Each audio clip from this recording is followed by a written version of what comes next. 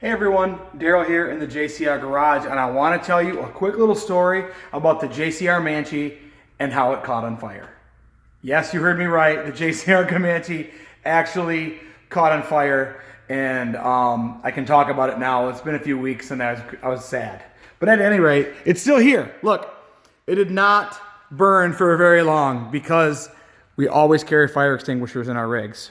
Remember that. If I did not have a fire extinguisher with us on this truck, there's a very good chance that it would have actually just burned to the ground.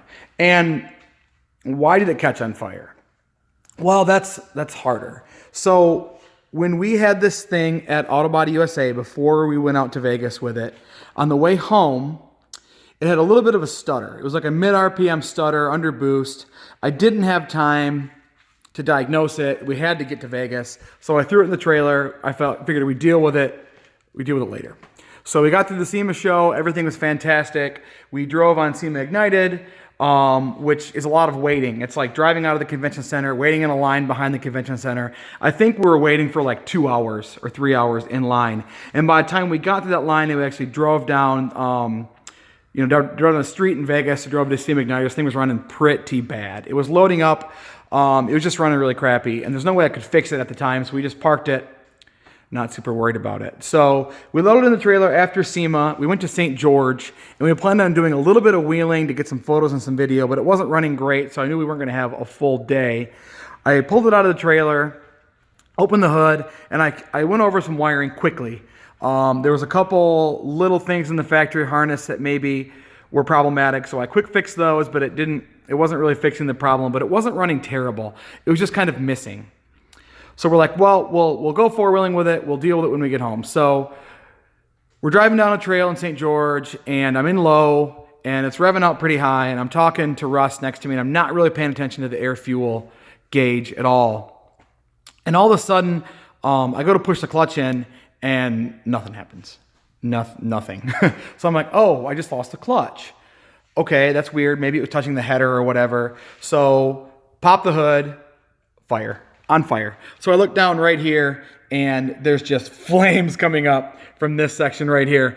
So prop the hood up, jump in the back, behind the seat, grab my fire extinguisher, extinguish the flames, crawl underneath, and stick my hand up there, and this thing is just hot off the header. And this is a ceramic coated header from Rugged Ridge, so it definitely shouldn't be that hot, but it got hot enough to melt the clutch line, the plastic clutch line. That spilled hydraulic fluid, brake fluid on the header, caught on fire.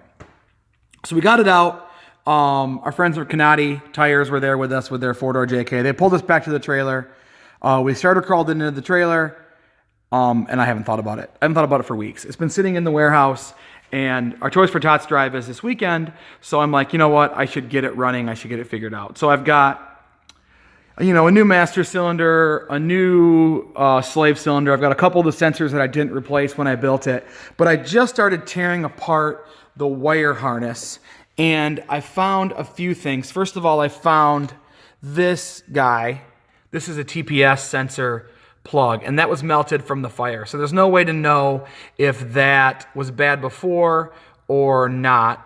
It's definitely throwing a TPS code now, but it wasn't throwing any codes before. So I'm definitely going to redo all of this wiring over here because of the heat. But I found something which is not super awesome in that this sensor right here, which I'm pretty sure is the intake air temperature. Let's see.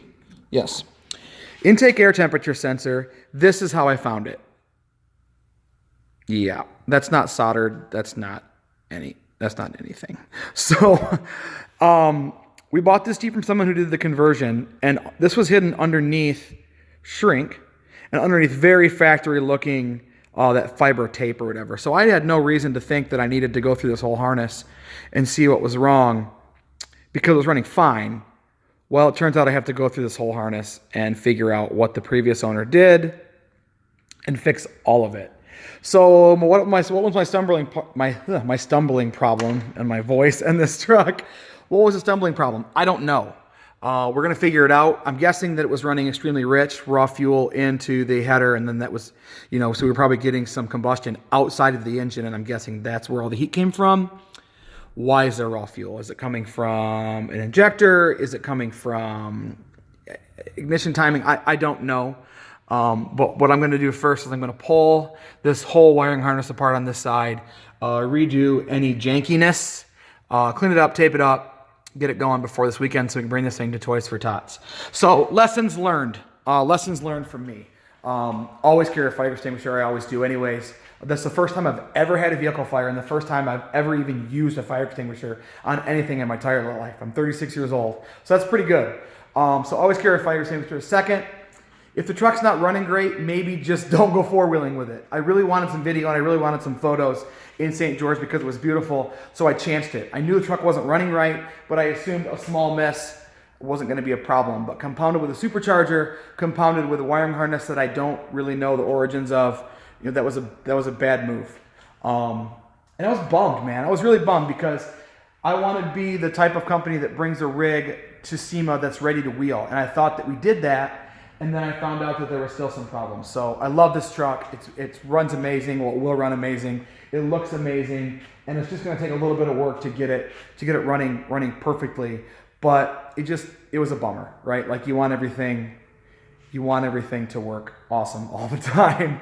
But anyways, I'm going to tear this wiring harness. I've got a new TPS and some other new sensors I'm going to put in. I'm going to get this thing running, and then maybe we'll get a walk around video and maybe some driving videos of this thing. But thanks for watching, and sorry I haven't been giving you updates on the Manche lately, but I was super sad. But back to work. Talk to you later.